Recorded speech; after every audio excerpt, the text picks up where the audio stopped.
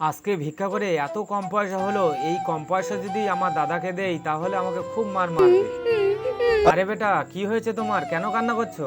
না দাদা, কিচ্ছু হয়নি, কেউ আমাকে মারেনি। আরে বেটা, কিছু তো একটা হয়েছে, কি হয়েছে তুমি আমায় বলো। দাদা, আমার বাড়িতে মাত্র এই কটা টাকা, ভাগ এখান থেকে। আরে কি এনেছিস এসব? যদি খেতে চাস তাহলে আরো টাকা ইনকাম করে নিয়ে আয়। কাল থেকে আমার 2000 টাকা চাই, তা যদি না হয় তোর হাত পা কেটে ভিক্ষা করাবো। ঠিক আছে বেটা, তোর চিন্তা করতে হবে না, আমি তোর সঙ্গে আছি, চল দেখি কি হচ্ছে। দাদা ওই দেখো দাঁড়িয়ে আছে। বেটা তুই এক কাজ কর, যা ওর কাছে। না আমি যাব না, ও আমায় মেরে দেবে। ভয় পাস না, তুই যা, তোর দাদা তোর সঙ্গে আছে। সেই আবার খুচরো পয়সা? তোকে আজকে রিট দিয়ে আমি হাত পা গুঁড়ো করে দেবো একদম। তুই কি মনে করেছিস ওকে মারবি আর আমরা দাঁড়িয়ে দাঁড়িয়ে দেখবো? হাত পা তোর পুলিশ ভাঙবে, চল থানায়।